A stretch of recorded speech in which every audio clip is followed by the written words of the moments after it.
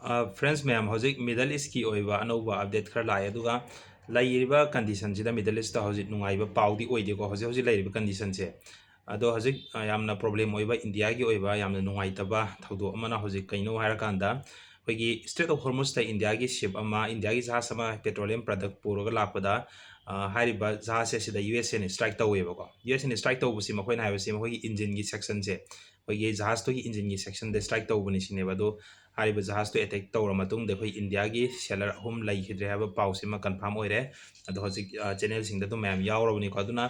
यामना India की ओइना याम नुंगाइतबा दुगा लाइबक थीबा थौदो अमनि ngasiसे अदो अखोइना हजिक मैमना खलमगनी अखोइना अखोइगी यूएस ना स्ट्राइक तौरसी कइनो हाइदि अखोइना नहान मखै ताबना स्ट्रेट ऑफ हॉर्मुज स्ट्राइक तौबसी ngasai जहाज सिंग लाकपदे स्ट्राइक तौबसी ईरान ने स्ट्राइक तौबोइना मैम ताइको अदु ngasiदी यूएस ने स्ट्राइक तौवेबा करिगिनो हारा कांदे सिंग मतंग दे कnom हाइगेबा अखोइगी अहानबदा कनोसे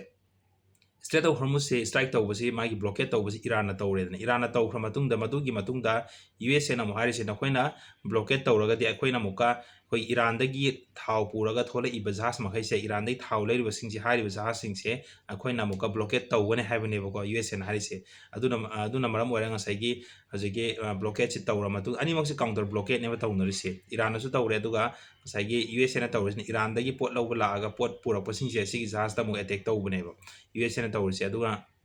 ngasi की ओइना कोई इंडिया मचा अहम सीरीज असिदि कोई यूएस ने अटैक तौबदा leikhidamniko अदु इंडिया की साइड तगी इंडिया की सरकार की साइड तगी हाइख्रे कोई याम नुंगाइते मदुगी पोतो मखा ताना सुमाइना तौगनो इना अदु अकन वहाइदि हाइबा ngamde अमेरिका दा को अमेरिका दा अकन वहाइ हाइबा ngamde याम प्रॉब्लम ओरिजिसिदनेबा कोई मी अहम दि leikhidre को अदुगा मखा ताबद हौजि लेरिसना कोई डोनाल्ड ट्रम्प की साइड तगी ngasi फोंदोखिबसे हौजि कोइद्रे को डोनाल्ड ट्रम्प ना हाइखिबसे ngasi लेरिबा अहिंग से ngasi की अहिंग सिदा लाइबा अहिंग सिदा ईरान दा यामना कन स्ट्राइक तौगने अटैक तौगने हैबा डोनाल्ड ट्रम्प की मचिन डायरेक्ट फोंदोखरे को अदु कयाम यामना कन्ना अटैक तौगदोइनो दुगा मदु बचिंग खक ओइरिब्रा नत्रगा तसेंग अटैक तौगदोरा हैबदुसु कईगुम्बा तौरगा सही मखा ताबा अपडेट दा नेक्स्ट वीडियो दे मैम दा थमजरकेबा सिमा लेरे को अदुना अटैक तौबसे तुम अनीमक हन्नदे हाइदि यूएसए ना तौरे अदगी ईरान ना सोमु ओंखलगा मुका यूएसए की बेस लेरिबा मिडल ईस्ट लेरिसिंग से सिदा दुम अटैक तौबसे लेपतेबा अदुना हजे कनुगी मरोइना ईरान ngasi गन अटैक तौखिबसे बहरेन का कुवैत का कतर का अहम सिदेमको अदु अहम सि अटैक तौखिबसे ngasai gi कनोगी साउदी अरेबिया लेरिको अतो अतोपा कंट्री सिंग सु अदु कंडेम तौ ईरान ना अटैक तौगोने अदु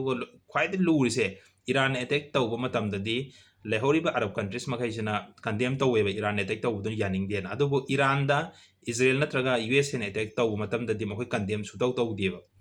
अखोइगी हारिबा अरब कंट्री सिंगसे असिदगी कंडेम सुतौ तौदेबा अमेरिकन अटैक तौबा मतमददि को ईरान ना उंखलगा तौरकपदो अदुगी मतमदा खतम ओइ कंडेम तौबनेबा अदुगा मरक्सिद अखोइगी जॉर्डन से यामना हेगी रिलेशन फाबा अमेरिका की रिलेशन फाबा कंट्री अमनी को मुस्लिम कंट्री ओरगसो अदु हारिबा कंट्री जॉर्डन सिसु यामना कन्ना ईरान की साइड तगी अटैक तौखरे अदुगा मखोइगी होइगी एयरबेस हाइता अमेरिकन की एयरबेस थंबा फाइटर जेट कई का खरा अदुम सोको पनबगी वरी सु अदुम लैको अदु यामना हेदी वरी सि डेवलपमेंट सि याम साथी साथी लाए अदुगा हानगी लेरिबा कंडीशन अदुगी फिल्म दा हंजिलपैगी कनोदा लेरे अदुगा अखोइगी थाव की ममन से हजिक लान से हौरबनिना स्ट्रेट ऑफ हॉर्मुज से थिंग्रे असिना मरम ओरकान थाव की ममल से पृथ्वी दा लेब कंट्री चामगो हुमफु 160 कंट्रीज ता दुमाइना पेट्रोलियम प्रोडक्ट सिंग की ममल से हंगतख्रेबा ngasi को अदु इंडिया सु मसी यावबा यावदबा चेक फजना तौरखिगे अदुगा अदुम लोइना इफेक्ट तौरकदोइनि मसी कनास चिथौरिको लेरिबा पृथ्वी दा लेब कंट्री खुदिमक से लोइना मदु मसी इफेक्ट लाकनेबा अदुगा अखोइगी दुबईदा कईदा दुबई से हजु फौगी अटैक तौबसे खरा वाटले हंदकीदी कनोदगी ईरान ना अटैक तौबसे अदु हानगी अदुमाइन तौद्रेको मासे खरा हंद ज्ञान ताबा माले अदु इतार हजिक अखोइगी वर्ल्ड लेब कंट्री अतोप कंट्री सिंगी दुबईदा पाइरकंबा ngasai मोगी फ्लाइट सिंगदो अदुगी सिन कैंसिल तौबा म हौरेबा ngasiदगी कैंसिल तौनख्रेबको कनाडा कई का से कैंसिल तौबा हौरेबा अदुना पाउसी नुंगाइबो ओइदे मिडल ईस्ट की पाउ नुंगाइदबा हाइबसी अखोइ इंडिया दा सुम सिगी सैथेंग भंगदोइनि को अखोइ द पोत तांगबगी प्रॉब्लम्स अदुम लाकदोइनि अदो मथंगी वीडियो दा मैम पुनम ngai minarase